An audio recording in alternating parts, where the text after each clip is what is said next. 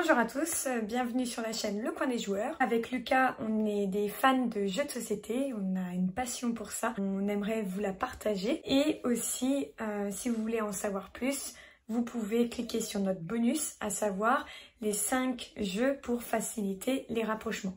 Voilà, si vous voulez en savoir plus, cliquez dessus. Et maintenant, c'est parti pour une interview. Donc, je vous présente Manuel. Bonjour.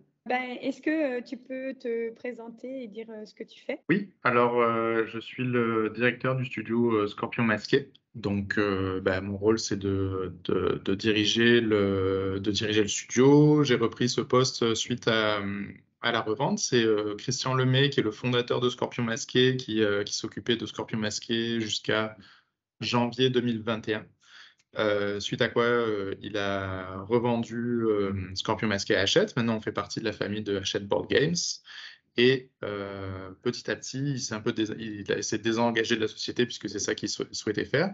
Il continue toujours à travailler avec nous actuellement comme consultant. Donc à chaque fois qu'on va chercher des nouveaux jeux, il va nous aider, il va tester les jeux. Des fois, des auteurs sont en contact directement avec lui. Régulièrement, il nous aide sur du développement, des tests, des choses comme ça. Mais il n'a plus de responsabilité autant au sein de Scorpion Masqué. C'est moi qui ai récupéré cette charge-là. Ok. Et est-ce que tu peux expliquer un peu ton parcours de comment tu en es arrivé là, tes études ou si tu n'en as pas fait, le travail que tu as fait auparavant? J'ai fait les beaux-arts. Donc, j'ai ce qu'on appelle un DNSEP. À l'époque, c'était un DNSEP. Maintenant, je pense que c'est des masters. Je crois que ça a été uniformisé comme master, donc en beaux-arts. J'ai toujours travaillé plutôt dans la partie artistique, donc évidemment. Et j'avais un peu une vie parallèle où d'un côté, suite à mes études, j'ai travaillé plutôt dans la vidéo. J'étais motion designer, puis réalisateur, puis en charge de l'équipe de vidéo dans une compagnie ici à Montréal. Donc le motion design, c'est du graphisme animé. Donc c'est à la fois de la 3D, de l'animation 2D et du graphisme, donc de la typo, de la composition, etc., etc.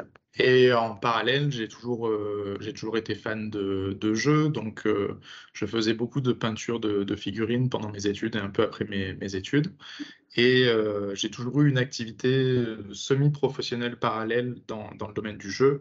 D'abord avec la figurine, j'étais président de l'association Team Toulouse Création, qui existe encore aujourd'hui, qui est là pour favoriser justement le hobby de peinture et de fabrication de figurines. J'écrivais des articles de peinture dans Ravage, j'ai participé à un livre sur la peinture de figurines. Je donnais des cours de peinture, j'ai peint quelques figurines pour des compagnies, pour Rackham notamment. Avec Tom Le Portois qui travaillait avec moi à l'époque, on a fait des décors surdimensionnés. On a fait une version géante de La Crique des Pirates, des Chevaliers de la Table Ronde, pour Days of Wonder. Voilà, donc on avait toutes sortes d'activités. Puis moi, comme on avait des liens avec Days of Wonder, j'ai aussi fait pas mal de vidéos pour eux. Donc des vidéos d'explication de règles, des vidéos sur la version application des jeux, un petit peu d'interface aussi pour certains jeux, etc. Donc j'ai toujours eu une activité un peu parallèle et j'étais associé dans une compagnie qui s'appelait Kraken Edition qui avait fait un jeu de figurines qui s'appelait Alchemy à l'époque. Donc c'était un petit peu une activité pour moi qui était jamais, je pouvais pas en vivre, mais tout mon temps perdu, entre guillemets, je le passais un peu dans le milieu du jeu. Jeux de figurines, jeux de société de plus en plus, petit à petit, donc jeux de rôle, etc., etc.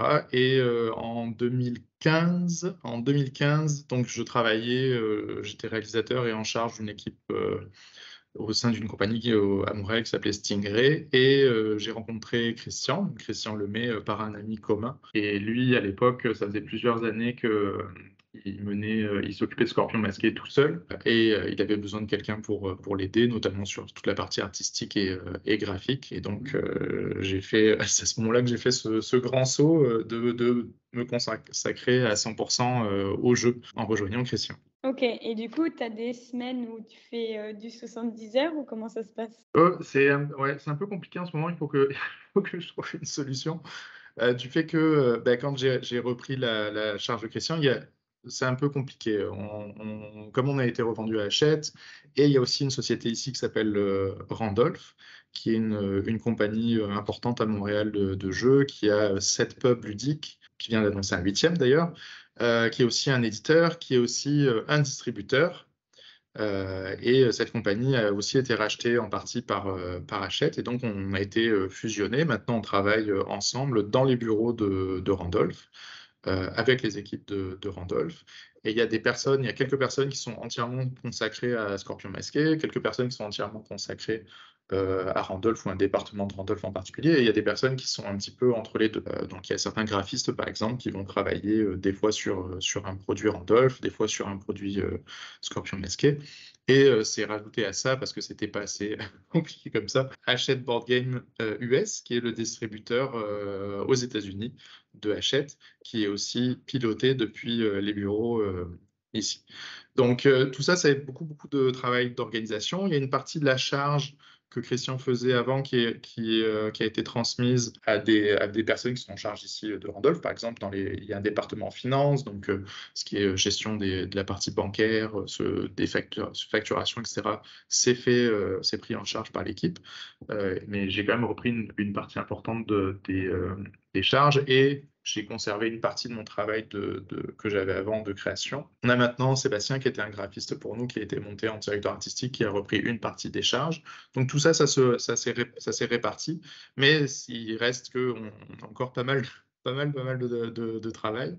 Et effectivement, il faut trouver un moyen de faire moins d'heures par semaine.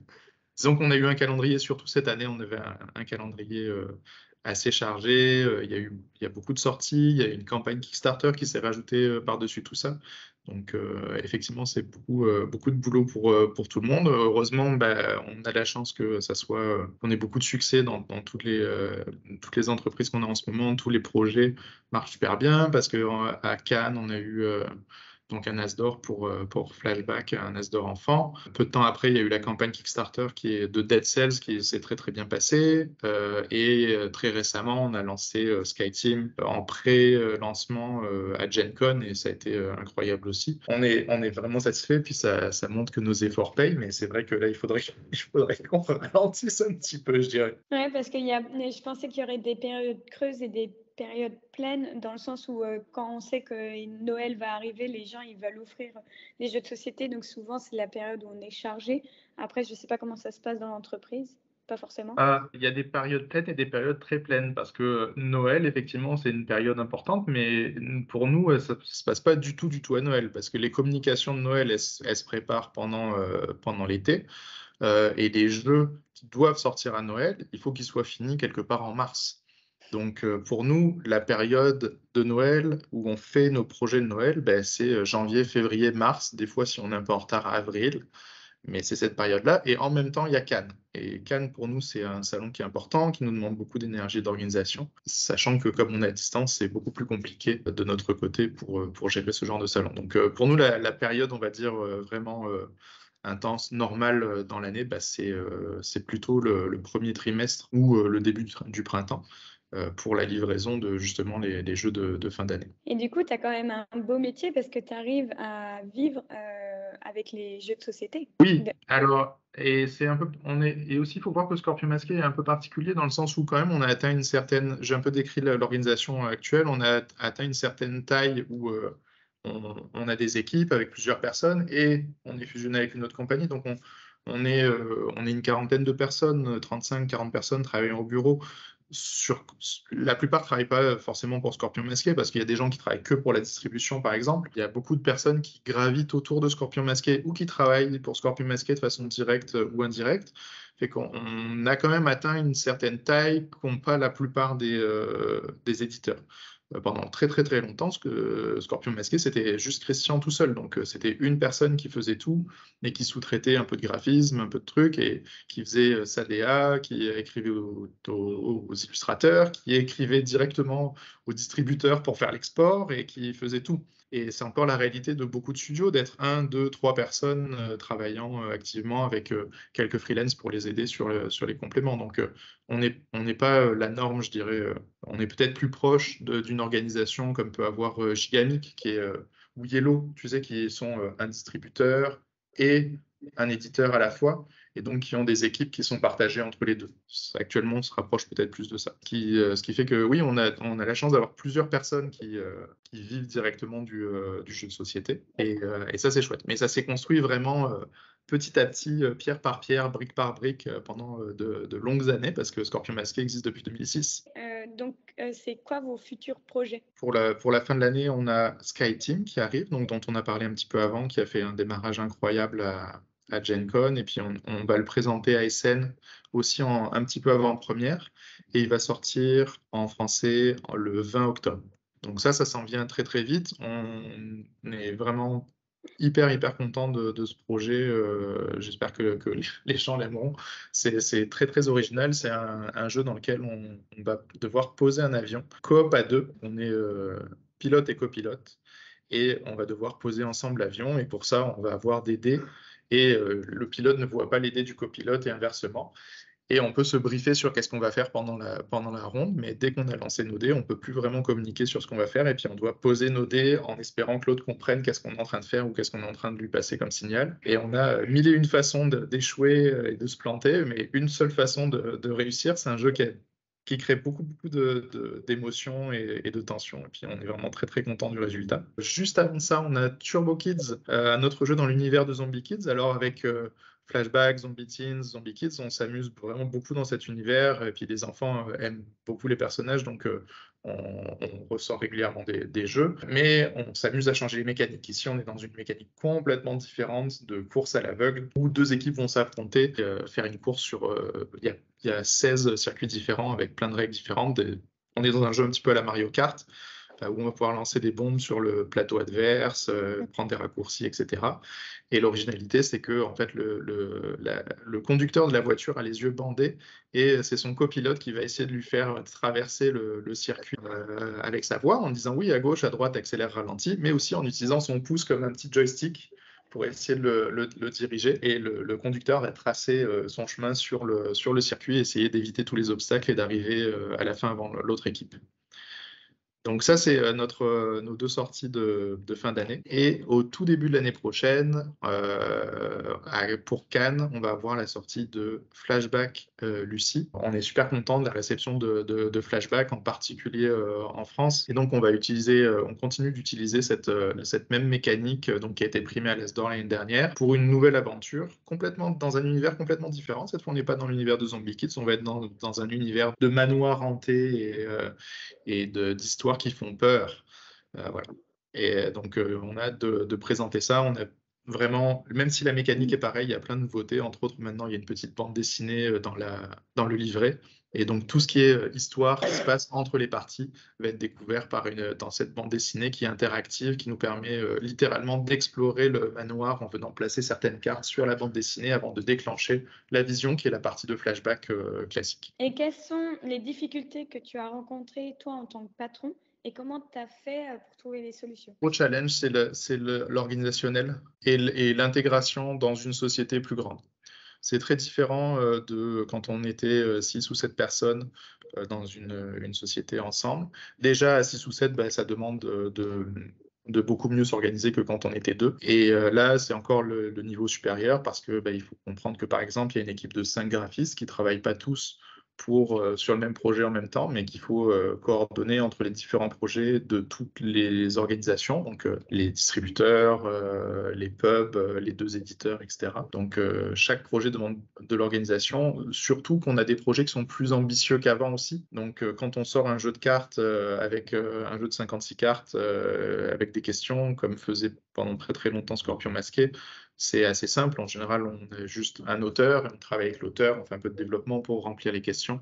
Il y a un illustrateur, des fois il n'y a même pas d'illustrateur, des fois c'est le graphiste qui fait la couverture. Et là, on a des projets qui sont beaucoup plus ambitieux. On a des projets comme Flashback Lucie, il y a 3 auteurs, il y a 3 illustratrices, donc ça demande de coordonner le tout. Un projet comme Dead Cells aussi, c'est pareil. Dead Cells, donc c'est un Kickstarter sur un jeu basé sur une licence d'un jeu vidéo. Et là aussi, c'est un très long projet qui a duré des années, sur lequel on a 4 auteurs, 5 illustrateurs. Il y a plusieurs partenaires extérieurs, puisqu'on avait une compagnie qui nous aidait pour la partie communication lors du Kickstarter, donc c'est-à-dire c'était par exemple sur Facebook, une compagnie qui nous aidait pour la mise en place de la page et la gestion de la campagne en elle-même, et maintenant du Pledge Manager.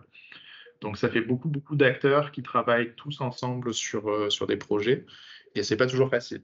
C'est pas toujours facile, d'autant plus qu'on a plusieurs projets en parallèle, donc ça demande beaucoup d'organisation, et parfois on a vraiment eu un beau succès. Je pense l'année dernière, on s'en est très bien sorti avec, on avait Turing et Flashback en simultané, puis on a vraiment réussi à tenir dans l'horaire tout fonctionnait. Et cette année, ça a été plus compliqué, notamment Dead Cells qui prend beaucoup d'énergie et qui demande beaucoup d'organisation, et ça a reporté par exemple certains autres projets qui vont venir plus tard l'année prochaine et l'année suivante, et qui, eux, ont un peu dérapé au niveau du timing à cause de ça.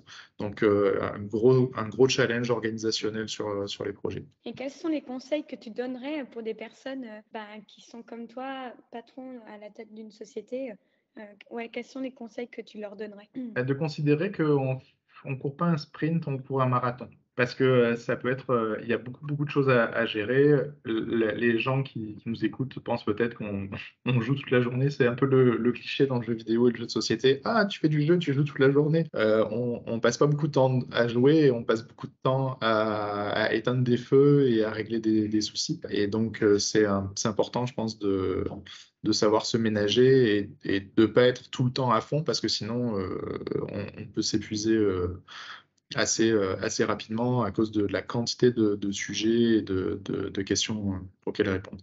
Mais encore une fois, ici, on est dans quelque chose à la taille de Scorpion Masqué qui commence à être plus gros, c'était pas tout à fait le même problème quand il y avait moins de personnes, moins de projets ou des projets plus petits. Donc, je pense que les éditeurs de jeux sont tous différents. Et ils ont tous des challenges qui sont différents en fonction de leur ligne éditoriale, en fonction de la complexité de la complexité et la quantité de projets et la taille à laquelle ils sont rendus. Donc ce qu'on dit là, c'est valide pour quelque chose comme Scorpion Masqué, qui est quand même maintenant une entité plus importante, qui doit être très différente pour quelqu'un qui se lance. Et pour quelqu'un qui se lance, ça serait plutôt Christian qui pourrait répondre, parce que lui a vécu toute la phase où il était tout seul et il a comme bâti, il a dû passer des obstacles. Nous, on est vraiment dans un type de défi qui est très différent, qui est lié à la taille de la compagnie. Est-ce que tu as du temps pour jouer aux jeux de société ou pas trop? Pas autant que j'aimerais, mais on joue presque tous les soirs. J'ai un groupe de jeux avec qui on joue presque tous les vendredis soirs. Okay. Donc, c'est au moins une fois par semaine. Non, bah, c'est bien. À la fois des jeux classiques qu'on va rejouer. Assez récemment, on a rejoué un Terraforming Mars auquel on avait déjà beaucoup joué. Et on va aussi utiliser notre vendredi régulièrement pour essayer des nouveautés ou découvrir des nouveaux jeux. Et c'est très varié. On va avoir des gros jeux euro comme des jeux de partie beaucoup plus légers. Donc on a des jeux Ameritrash, on a un spectre assez large de types de jeux auxquels on joue. Et après, au bureau, c'est beaucoup de protos en fait. Souvent, on va jouer à des protos que les auteurs nous envoient, sur l'heure du midi notamment. Après, moi, j'ai moins de temps pour jouer à d'autres trucs, mais il y a quand même pas mal de monde ici qui joue sur l'heure du midi. On va voir, il y a plusieurs personnes qui se faisaient des parties de Dice Throne tous les jours. Donc, on a quand même pas mal de monde qui réussit à débloquer un petit peu de temps de jeu, notamment sur l'heure du midi. Et je joue beaucoup avec mes enfants le week-end aussi. Maintenant, elles sont plus grandes, elles ont 10 et 12, donc on peut jouer à quasiment tout. Donc, c'est assez chouette de leur faire découvrir des nouveaux trucs. Ouais, et puis des fois, tu peux leur faire tester des jeux que vous avez au boulot pour voir leur réaction, ou pas forcément? Ouais. Si, ça, je le fais beaucoup, mais il faut que ça corresponde à l'âge, parce que les jeux enfants Scorpion Masqué ont beaucoup évolué avec l'âge de nos enfants, parce que Christian aussi a 2 enfants qui ont sensiblement le même âge que moi, et nos jeux ils ont un peu suivi les enfants qui grandissaient, où on part de la chasse aux monstres, qui est pour 3 à 5 ans, puis après on est comme des jeux pour de plus en plus grands, parce que c'est vrai qu'on joue beaucoup avec nos enfants, et Zombie Kids et Zombie Teens, moi j'ai une de mes 2 filles qui adore ça. On a fait la campagne au complet pendant les phases de test, et quand le jeu a été disponible, on l'a ressorti, puis elles elle a voulu rejouer, on a refait la totalité du jeu une deuxième fois. Donc, ouais, beaucoup avec les enfants. Et maintenant qu'elles sont plus grandes, il faut qu'on trouve d'autres petits volontaires pour tester nos jeux. Puis il y a beaucoup de familles, maintenant on est dans un plus grand bureau, on a la chance d'avoir beaucoup de familles avec des enfants d'âge différents. Donc, quand on fait un flashback, notamment, on a toujours beaucoup de volontaires pour jouer avec les enfants. Et là, on a un projet pour la fin de l'année prochaine de jeu enfant qui revient vers un jeu pour plus petits, disons entre 4 et 7 ans, parce qu'il peut vraiment durer longtemps. On va sans doute beaucoup travailler avec les familles ici qui ont des enfants plus jeunes que ceux qu'on a à la maison, qui n'ont plus vraiment l'âge pour ce genre de jeu. Quel est ton type de jeu de société et quel est ton jeu de société du moment? J'ai pas vraiment de type de jeu de société. J'aime bien la variété. Pendant longtemps, je jouais à des gros jeux de figurines. Maintenant, j'ai moins le temps de faire du montage, la peinture, et mon groupe est moins là-dessus, donc j'en fais plus vraiment. Mais ça peut être du gros jeu. On a fait toute la campagne de Gloomhaven avec mon groupe, par exemple. C'est un petit peu tout. J'apprécie. Peut-être, je suis un peu moins sur les euros qui sont très, très, très mécaniques et qui sont presque du travail comptable, où c'est peut-être moins ma came, mais sinon on joue à vraiment beaucoup de choses. Là maintenant il y a l'Orcana qui vient de sortir, donc on va jouer un petit peu à l'Orcana. Pendant un moment on joue à Magic avec un autre groupe sur du jeu de cartes à collectionner. Et là, on joue du Terraforming Mars, Race for the Galaxy, là, si on veut rester dans cette famille-là. Et beaucoup de jeux de gestion léger aussi. Vendredi dernier, on a joué à du Acropolis, donc jeu familial, super chouette. Tout le monde s'est bien amusé. Donc voilà, c'est vraiment hyper varié. Quelle est la définition que tu donnerais du mot joueur? C'est difficile de faire une définition qui soit très intéressante, à part quelqu'un qui joue. Parce que c'est pas quelque chose que je limiterais. Quelqu'un qui joue, même une famille qui connaît pas trop les jeux modernes, qui joue au Monopoly ou qui fait une partie de Uno, c'est des joueurs autant que des gros joueurs de BGG. Bon, c'est à partir du moment où on a un jeu entre les mains, on est joueur, donc ça correspond à quand même pas mal de monde. Du coup, on est sur la chaîne donc Le Coin des Joueurs. Le but, c'est de valoriser toutes les personnes qu'il y a derrière les jeux de société. Qui, selon toi, je pourrais interviewer? Souvent, on voit les mêmes personnes, c'est vrai. Donc, on voit souvent les auteurs, et à juste titre, parce qu'ils sont à la base du métier et à l'origine de tous les jeux qui sont publiés. Et après, il y a souvent une personne qui va être connue chez chacun des éditeurs, qui va être un petit peu la face. Mais les équipes, et encore une fois, c'est dur à dire parce qu'il y a tellement d'éditeurs différents, mais à partir du moment où tu commences à avoir des spécialités, il y a plein de gens qui font des rôles qui sont super, super importants, comme la partie logistique, la vente à l'international, etc., la production, qui sont complètement méconnus. Et c'est des rôles qui sont hyper importants parce j'ai l'habitude de dire qu'on est aussi fort que le plus faible de nos maillons. Parce qu'on a beau avoir le meilleur jeu du monde, si personne ne sait qu'il existe parce qu'on n'a pas été capable de communiquer ou de faire du marketing dessus, il va pas marcher. Si on a le meilleur jeu du monde et qu'on a super bien communiqué avec, mais qu'il arrive jamais en boutique parce qu'il est coincé dans un port en Chine, on n'est pas plus avancé. Si on fait pas d'argent avec parce que ça a été mal budgété et que finalement on perd des sous même si le jeu il se vend, on n'est pas plus avancé. Donc finalement, tous les corps de métier du jeu de société sont hyper importants pour la réussite d'une société et d'un jeu en général. Donc c'est vrai qu'il y a beaucoup de petites mains. Et si tu parles avec des éditeurs qui sont des éditeurs avec pas beaucoup de monde, c'est facile parce que c'est la même personne qui fait tout. Donc c'est la même personne qui fait le ménage et qui fait la comptabilité et qui fait la direction artistique, tu vois. Donc il faut un petit peu bien tout comprendre et tout faire. Et puis dès que tu commences à pouvoir un petit peu spécialiser, il y a des gens qui vont être quasiment malheureusement complètement invisibles parce que c'est jamais eux qui montent sur scène quand on reçoit des prix ou qui sont interviewés, mais qui sont aussi vitales. Alors après, ça dépend le genre d'information que vous voulez, mais chez nous, par exemple, Hélène serait très, très intéressante à interviewer. Elle s'occupe elle est chargée de la production et elle est très liée à la partie logistique aussi, même si c'est pas elle qui fait directement bloquer les jeux sur les bateaux et tout, mais elle est très, très liée là-dedans. Donc, par exemple, c'est une personne qui est vraiment clé, mais que tu verras à peu près jamais ailleurs qu'au bureau, quoi. Ouais, c'est super intéressant. Quel est le conseil que tu donnerais à des joueurs? Bah, de s'amuser. C'est une drôle de question. D'avoir du plaisir, de pas s'embêter avec les trucs qu'ils aiment pas et de se trouver des choix de jeux qui leur plaisent et d'avoir du plaisir de jouer avec des gens agréables avec qui ils aiment jouer et de profiter, puisque c'est pour ça qu'on travaille, c'est pour que les gens s'amusent. Super, bah merci beaucoup Manuel pour l'échange qu'on a eu. Ben, merci.